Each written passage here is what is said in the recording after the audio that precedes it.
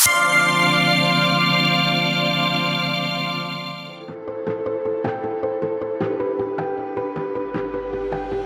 may well want to use graphics, slides if you will, even the dreaded PowerPoint, to present your ideas, and that's perfectly fair, that's quite reasonable.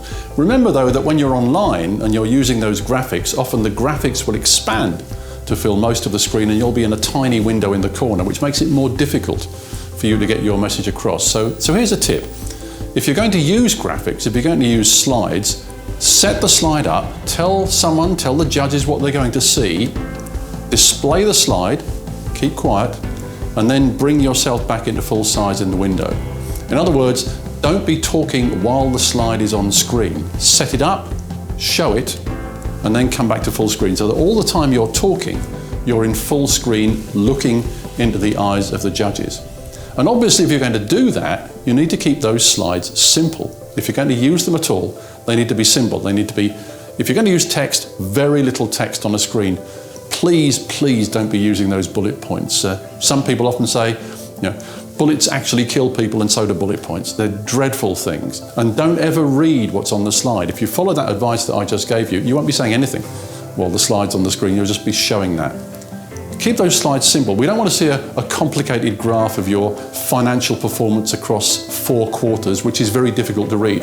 And if you ever use a phrase like, you probably can't tell it from the slide, so let me explain it to you, then your slide has failed. People should be able to look at a slide or a graphic and understand what it's about without having heard anything from you. So they need to be very simple. But do think to yourself, do I need to use slides at all? Or, if my slides failed, would I still be able to present? It's very important that you are able to present because technology can fail. You could lose the slides. The slide deck might not work properly. It might not display when you're online. So always have a backup of not using the slides and simply delivering. And you'll probably find that it worked perfectly without having slides in place. So don't feel bound to use slides. I know lots of us use slides all the time in business and we think we have to. But you don't. I spend a lot of my time training people not to use slides because you can get a message across much more effectively without.